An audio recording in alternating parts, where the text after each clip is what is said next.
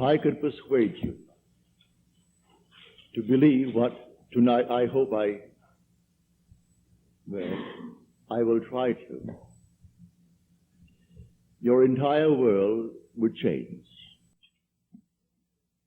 You hear the word God, the word Jehovah, the word Lord, the word Jesus, the word Christ, and you think of something other than yourself, one that is greater, one that you would worship. Tonight it is my purpose to show you that God and the I of man are one. When you say I am, that is the God of Scripture. Confined as you are, you think, how could it be? God created the universe and sustains it. And here I am, like a little worm, 10 years, and then I vanish. But now let us turn to Scripture. We turn now to the 16th chapter of Matthew. And the question is asked of the disciples, the followers, those who have heard him. And he said to them, who do men say that the Son of Man is? And they reply, well, some say John the Baptist, come again. Others, Elijah. Others, Jeremiah, or one of the prophets. And then he said to them, but who do you say that I am? And the spokesman called Peter answered and said, thou art the Christ, the Son of the living God. And he said to him, blessed art thou, Simon Bar-Jonah, for flesh and blood could not have told you this, but my Father who is in heaven. So here he equates the Son of Man with the eye of man, not the organ that sees or through which you see, but your sense of awareness, that I amness, when you are aware of being, your consciousness, your human imagination. So he equates the two. The Son of Man spoken of in the Old Testament and brought forward into the New is nothing more than the I of man. And he calls it the Christ, and defines Christ as the Son, of God. Now we find Christ being defined in the New Testament as the power of God and the wisdom of God. So the I of man is the power of God and the wisdom of God. If man does not know it, well, then he will not exercise that power. He will not exercise that wisdom. So tonight I am trying to persuade you that when you say I, before you say anything, that is the power and the wisdom of God. And you can't separate the power of God and the wisdom of God from God. So you will say in the end, I and my Father are one, for he is called the Son of God. Now we are called upon to test this, if it be true. Can we test it? I hope you'll put it to the test. When I tell you that your own wonderful I amness is God, though prior to that you believe that you are little something, moving across the earth for a few years, 70 years, and then you will vanish, in the hope of some restoration, but a hope, no assurance. Well, now I'm going to tell you that you really are God. Your own wonderful consciousness, your human imagination, that is the God of Scripture. And there is no other God. Imprisoned as you are in these bodies of flesh, You did it for a purpose. Now let us see what it tells us about this Son of Man that is now equated with the I of man. No one has ever ascended into heaven but he who descended from heaven, the Son of Man. You'll read that in the 3rd chapter, the 13th verse of John. So here we find you are a pre-existent being. No one can ascend into heaven but he who descended from heaven, the Son of Man. Your ascension in the next verse, the 14th verse, is shown you how you ascend. As Moses lifted up the serpent in the wilderness, so must the Son of Man be lifted up. That's all imagery, and yet it is true. You descended into generation in a world of death where everything begins, it waxes, it wanes, and then it disappears. But there's something in you, clothed in this garment, that does die, that is pre-existent, and its home is heaven, which is harmony. You gave it up completely. You aren't pretending that you're a man. You descended into man. You became man.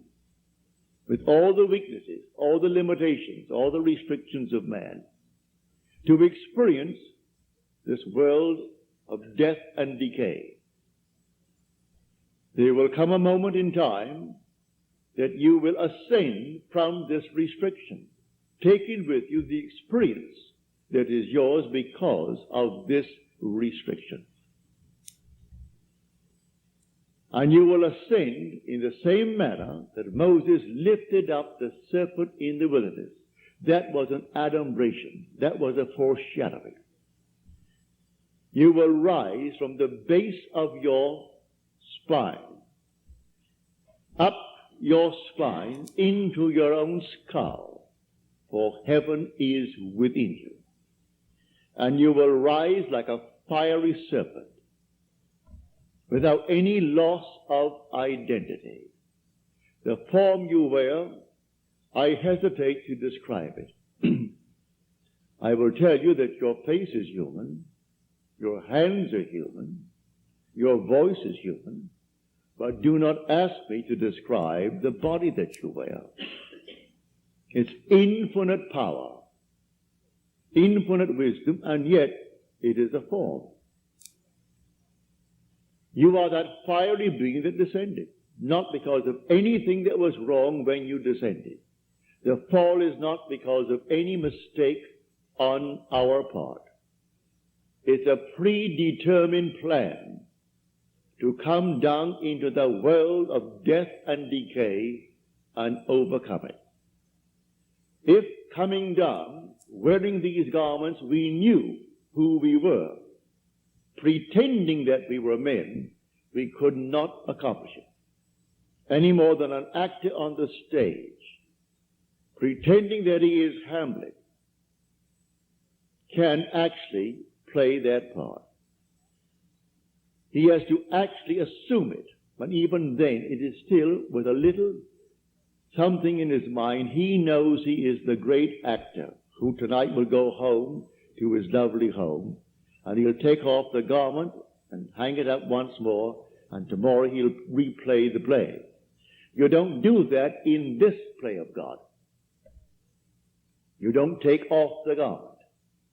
You wear it for your 70, and if by strength, your 80, or maybe even longer, or shorter. But the I of man is the God of Scripture. Put it to the test. Let me now, first of all, before we go into the testing of it, make clear what I said on the last lecture night, Friday night, prompted by a question that was asked here. For I had said in the previous lecture that there are ranks in heaven as there are on earth, for this is only a copy. Everything here is a shadow. It's a copy of the eternal realities. And in the 12th chapter of 1 Corinthians, Paul describes the 10 or the 8 ranks. He does it many times, but he never changes the first two. The first is always the apostles. The second, the prophets. The third, the teachers, and then he goes on. Miracle workers, healers, helpers, administrators, and the speakers in tongues. But he never changes the first and second, the apostle and the prophet. You might think, because I told you I am sent, and the word sent means an apostle, that I am appropriating unto myself a certain first rank. But now, to put your heart at peace, I'm going to quote the 11th chapter of Romans. As of old, for there are always a remnant of old, and the remnant simply means the elect of God. You're not elected because you're born by accident into some ethnic group. Has nothing to do with that. A descendant of Abraham after the flesh is not necessarily the elect of God. You are chosen from any race, any nation, any religion. Well, how the choice is made, no one knows. It remains the Father's secret. But Paul qualifies it in this manner. There is a remnant to this day, called by grace. And if by grace, then it is not on the basis of works. Otherwise, grace would no longer be grace. Therefore, no one who is called and sent can brag. If he brags, he is not the sent. Because it's all by grace. He didn't earn it. It's not by merit. It is simply a secret known only to the Father. So when we are called, incorporated into the body of infinite love, who is God, and then sent, let no one who is sent raise a finger to brag, to boast, for it is all by grace. Read it in the 11th chapter, the 5th and 6th verses of Paul's letter to the Romans. So now I have stated that. So do not think for one moment when I tell you I have been called and sent that in any way I am trying to act superior. For there is no intrinsic superiority to those who are called. Now, he uses an analogy, which I do not think adequate, but you can read it in the book itself. He uses the analogy of the human form, that not all are head, eyes, nose, teeth, and so on. But that is a weak analogy. Nevertheless, he uses that to show you the different parts in one body. But now to come back to make this a very practical night. Believe me that when you say I, before you say I am John, I am Bill, I am this, I am that, I am the other, you are declaring yourself to be. And that sense of being is God. That's God. Now what are you going to put on it? All things are possible to God. All things. You could say now, as you're seated here, after first affirming that I am, you could then assume that I am, and you name exactly what you want to be. If you believe what I tell you about your own I amness,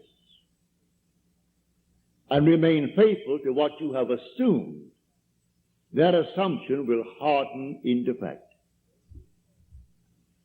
When you pray in the true sense of the word, you do not pray to any external God. That was my command when I was sent down with the blue bloods. Has nothing to do with the social structure of the world. It has only to do with church protocol, all external worship, all ceremonies, everything that leaves the individual outside of himself. To put a little cross on the wall, or the Morgan David, and then bow before it and see it as something external, is not what Scripture teaches. Buried in the Old Testament, there is a pattern. So he said, taking the 12, we're going up to Jerusalem. And everything written about the Son of Man, which is the eye of man, will be accomplished. But they did not understand what he said. It was beyond their ability to grasp. He is going up, and only the one who has experienced Scripture, which means he has actually resurrected the pattern, playing the part that is the central part of Scripture. He resurrects the pattern, all within himself. He plays all the parts. He is the one who is born from above. He is the one who comes out of the grave, unassisted. He is the one whose 3 witnesses bear witness to his birth from above. He is the one they cannot see because he is now spirit, yet more real than all the flesh in the world. He is the one who actually sees his son, David, and David calls him father, and he knows he is David's father. And David knows that he is his son. He is the one whose temple, the body, is split in 2 from top to bottom. It is he now who ascends like a fiery serpent from the base of the spine up into the skull. He is the one on whom the dove descends and lights upon his hand like Noah in the ark. And as Noah brought the dove into him, you bring the dove to you, for man is the ark of God. And as the ark contains all things within itself, pardon me, man contains within himself all things. Everything he creates from within himself. And this pattern, the individual awakens within himself. And who does it? The eye of man. And that is God. Now tonight you can test it, because you are called upon to test it. Test yourselves and see. Do you not realize that Jesus Christ is in you? Unless, of course, you fail to meet the test. Examine yourselves to see whether you are holding to the faith. What faith? To have someone tell me that I am a Christian, or I'm a Jew, or a Mohammedan, and holding to that faith that they talk about? No. The faith that I'm talking about tonight. That your own wonderful I amness is God. Test it to see if you're holding to that faith. If you're holding to that faith and all things are possible to God, you should be able to prove it in the testing. She's not here tonight. She promised she would write me a letter, having told me the story on Friday. But I know she finds it difficult to express herself in writing. She can paint and paint and paint and do all kinds of lovely things in painting, drawing. And when I say to her, please write it that I may tell it to my audience before I close, for I have no future plans after I close on the 29th. So I would like to share your experience with them, to encourage everyone in this world to do what you did. Well, the letter didn't come. I can see her struggling over one page and rubbing out a line because she didn't spell the word correctly, and going over the next one. But she can take a piece of canvas and a piece of paper and do miracles with it. But because she's restricted in writing a letter, she didn't send the letter. But the essence is this. She is now a divorced girl with a little boy. Handsome little fellow. Well, when you're living alone and you need money and you have a child to support and you have a home, all the things, and the money isn't coming in, then you're up against it. So she said, I blew my top, as you're told in the Psalms to do. Pardon me. She said, then I applied this principle, and I assumed that I had exactly what I need plus and plus. Then I got a call from First National City Bank of New York City. Now that is the second largest bank in our country. Bank of America comes first, they are second, and Chase Manhattan is third. Given me an order. She has no agent. This is an unsolicited statement. An order for $5,000, which she can execute and deliver within a month. Well, the First National City Bank of New York is not going to be hard-pressed to pay her immediately $5,000. If she called them and told them to pay it in advance, they would willingly pay it in advance. And she said, I can execute that order in 1 month. But I want the details. I had hoped she would send me, as she promised last Friday, but knowing her restriction concerning the use of words. She can use the brush and use the pen and use the pencil, but she's limited in the use of words. Eventually, she will send it, but I had hoped to have it by tonight.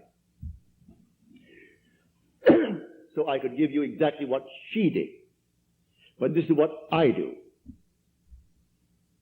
Having convinced myself through experience, I have come to the conclusion that because I am aware that I am, that is God.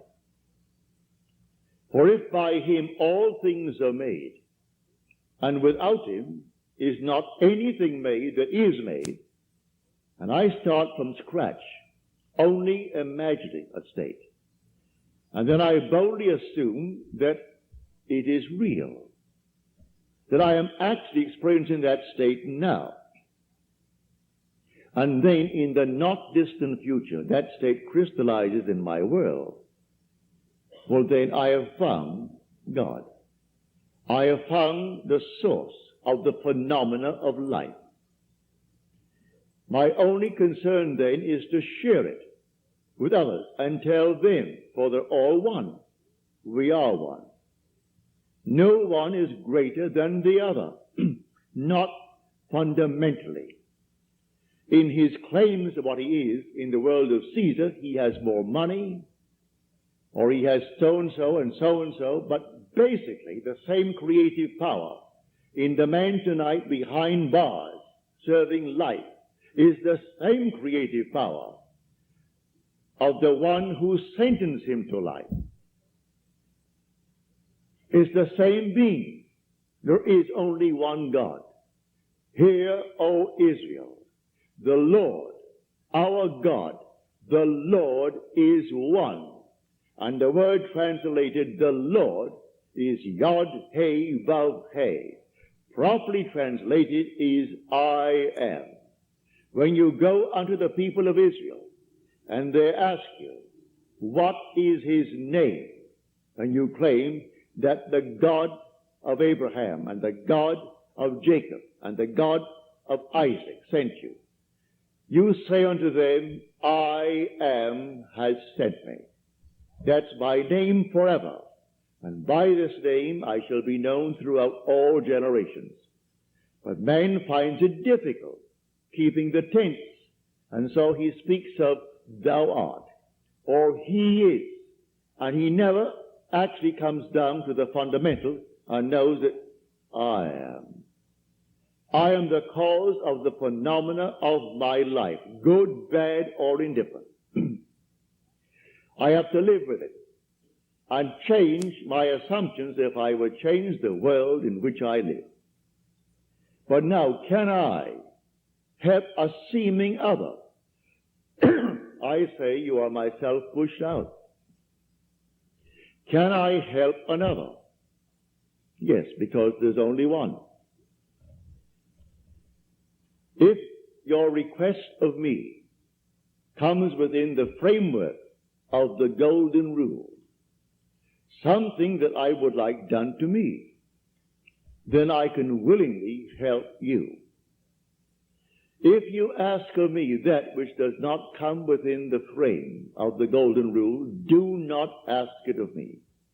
I grant you complete freedom to go elsewhere and go to anyone who will tell you they can do it in spite of what he said. Go ahead. But if anyone asks of me any request, all that I do is this. It's so simple. We are told in Scripture, whatever we ask of him, knowing that he hears it, it shall be done for us. If we know he hears it. Well, can you imagine you seated here on the surface of your being, a rational being, knowing something that the depth of your own being that encompasses you doesn't know? So you know, and you think, well, he doesn't know. Well, read that in the story of Ezekiel. You'll read it in the 38th chapter. And these are the elders of Israel that went into the dark room. And they are carving on the walls all gruesome things. And they said within themselves, the Lord does not see us. And the Lord is speaking to his prophet Ezekiel. And he said, the elders of Israel say that I do not see them.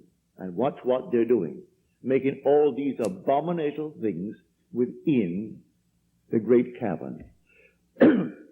They will all reap them, because I see everything that the elders of Israel see.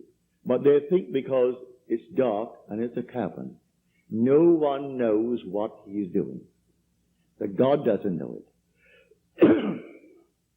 I have said time and again, there is no fiction in this world.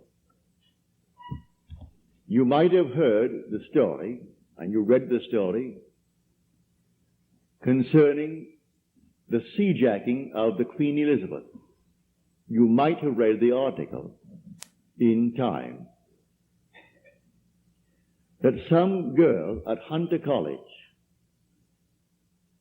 wrote that story in detail. And she was so shy, when it came the point to be read, she could not read it. She's a shy, sweet lady with a gift of writing. She wrote that in detail, including those who seemingly participated, a terminal case in cancer, and one who is running away from the law, who has not a thing to gain, and therefore is quite willing to blow the Queen Elizabeth with 2,200 souls aboard. And everything is completely in detail in her fictional story. If imagining creates reality, there is no fiction. So, someone expressed her thought. and called the captain while at sea and demanded $1 million and would settle for $350,000. Well, it must have cost them, more than $1 million to stop that huge hulk in mid-Atlantic and then feed 2,200 people 4 times a day for the extra meals that they would have coming to them. Plus all the things that you put it all together, it would cost more than $1 million. And a little girl, possibly writing this for her PhD or writing it for some reason, and she writes it in detail. They gave her name so you can contact her. They gave the school is Hunter College in New York City. And everything in detail, pardon me, is told in that story. So I tell you, you sit down and write fiction. Need not put it down. My friend wrote fiction. She had a large sum of money coming in. And she went to town within herself, and she wrote in herself, and blew her top, as it were.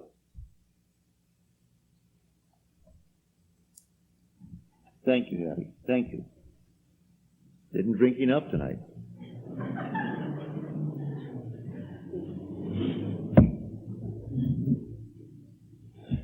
So she, in the depth of her own being, conjured the sum of money that she needed.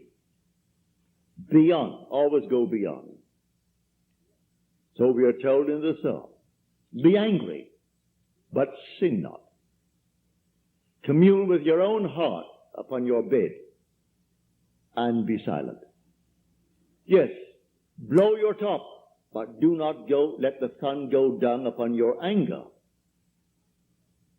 Be silent as you commune with self. You don't commune with another, for the self of man is God. So be angry, but sin not. Commune with your own heart upon your bed. You aren't communing with another, and then you actually know exactly what you want. And in that state, fall asleep. And in a way that no one knows, and you, in your surface mind, you do not know, it will all come to pass. Everything in the world is created this way, but man does not know it. Who knows tonight who is treading the winepress that is going to cause a change of mind in tomorrow's world? But when they do it, they are intense in the doing it. If you are lukewarm, you're told in Scripture, I'll spew you out. Would that you're either hot or cold.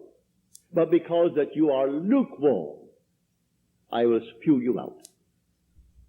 You can't do anything if you're lukewarm. You must be intense about it. You want to be rich? All right, can be rich. You want to be known? You can be known. No matter what you want, but you must be intense about it. And then commune with your own heart upon your bed, and then let it drop. You'll read that in the 4th Psalm, the Psalm of David. So I say to everyone here, believe me, your own wonderful I amness, your consciousness, your wonderful human imagination, that is God. And all that you behold, though it appears without, it is within, in your imagination, of which this world of mortality is but a shadow. So you can change the shadow if you change the object, for you are the light. He said, I am the light of the world. Change the object that you're holding within yourself and identifying yourself with it. Change that object, you're light enough, and you'll cast a new shadow upon the world. So you say, I am, and you name it. And then you say, I am unemployed. No, I am gainfully employed, making more than I've ever made before. Don't ask yourself how, why, and through whom. That is not your conscious reasoning mind's concern.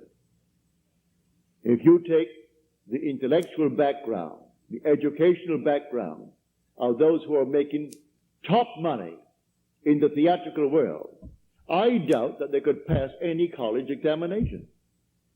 I don't think they could pass any entrance examination to college. Yet they're making $1 million, $2 $2 million a year. Do you think Bob Hope could pass today's examination for entrance into college? Well, all of his material is written for him anyway. Can't even write that. But he has millions, all right, because that's how he dreamt. May I tell you? I know the background of the man. A friend of mine who is now gone from this world played in vaudeville with him. And he would borrow from my friend every week a sum of money because he had to go to that post office and buy a postal money order and send to his bank. He borrowed money that was interest-free because he was sending in money that was not interest-free. He had to send a certain sum of money every week, and he would send it into his account. And borrowed from my friend Harry Webb, who had a band, and they played together. Not in the same act. Harry had his own act. He has a small band. And Harry was the outgoing personality who didn't care about money, and so he wanted money. Hope wanted money. He would loan him the money.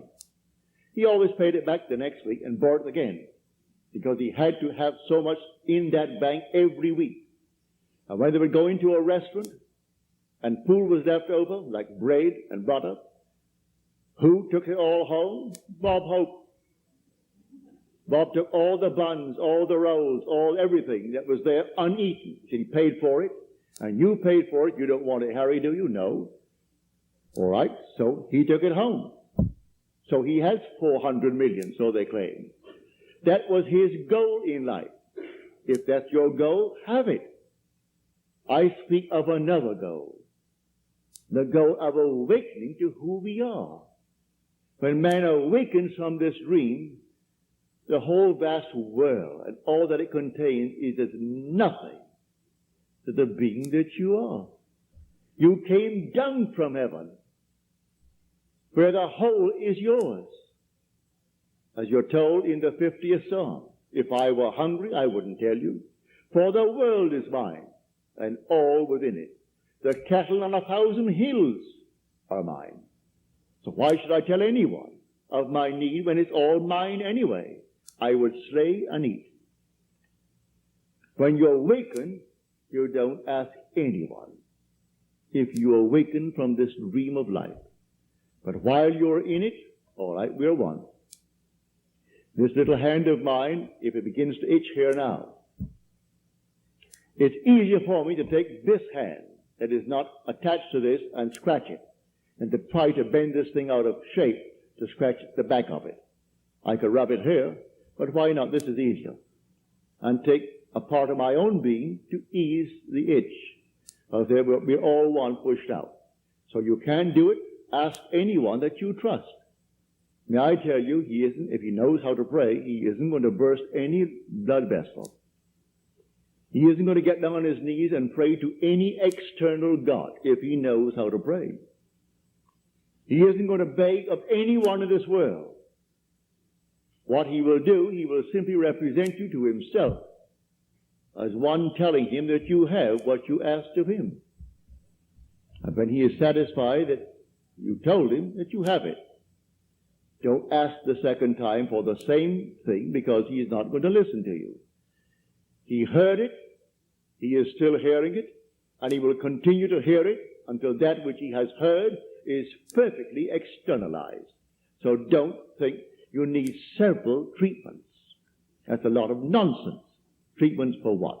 It either is or it isn't. So when they start getting you on the hook and say, no, I think you'll need more treatments. You'll need more treatments. She or he or the crowd, they do not know what they are doing. When you pray, go within and close the door of the senses. Deny all that seems so obvious. And your Father who is within will reward you openly. But commune with self, for you and the Father are one. So you commune with self. And what does he tell you?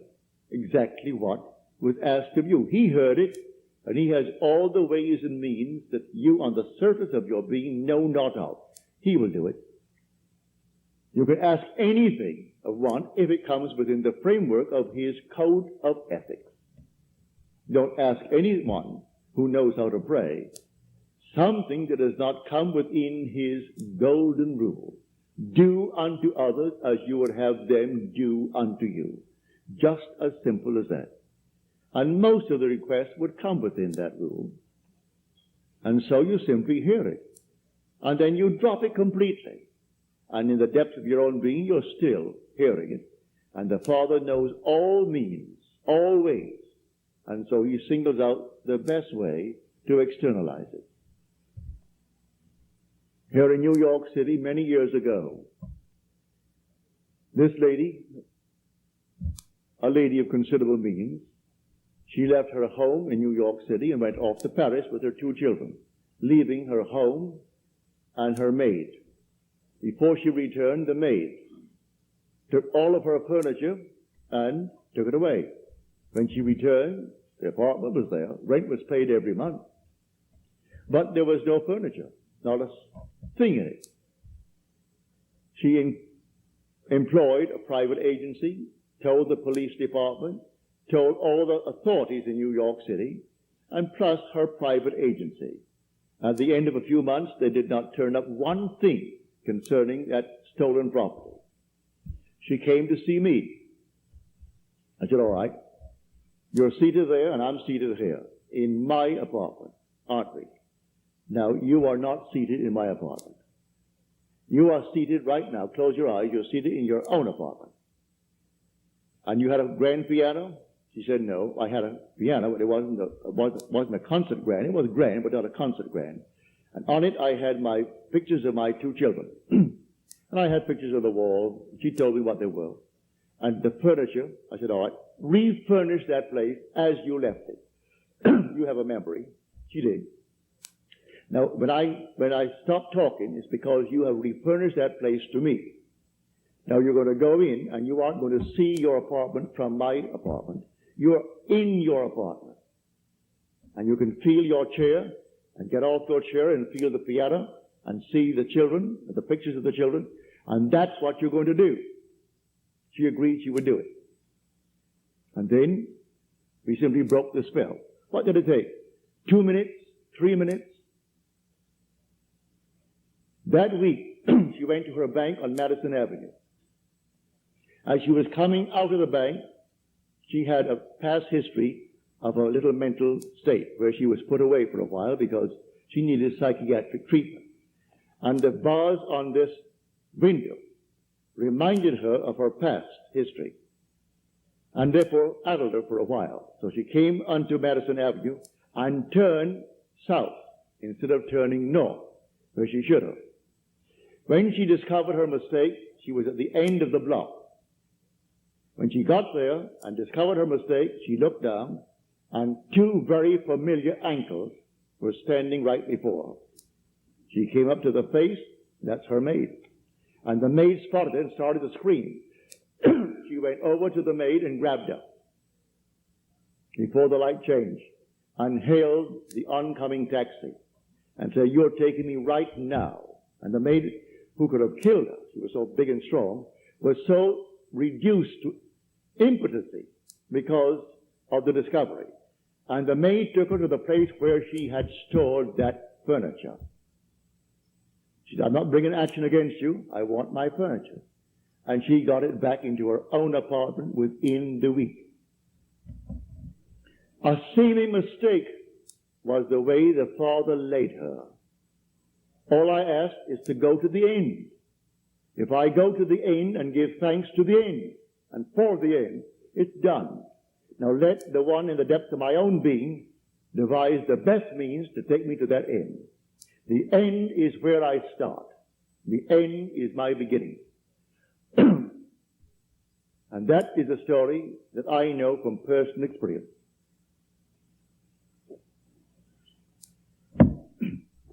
So do not attempt to devise the means and tell the one that you ask to pray for you how it should be done.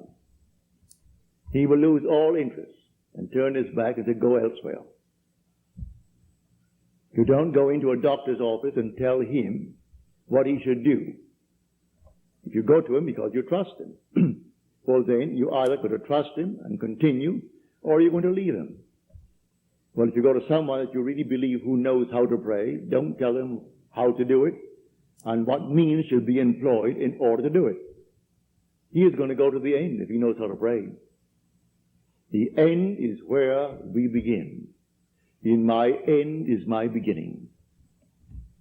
And we're always ahead of our evidence.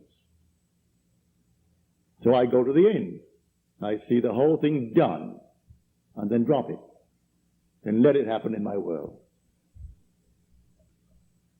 So to come back, the I within you now. When you say I, no matter how little you have thought yourself so far, may I tell you, you are the infinite God.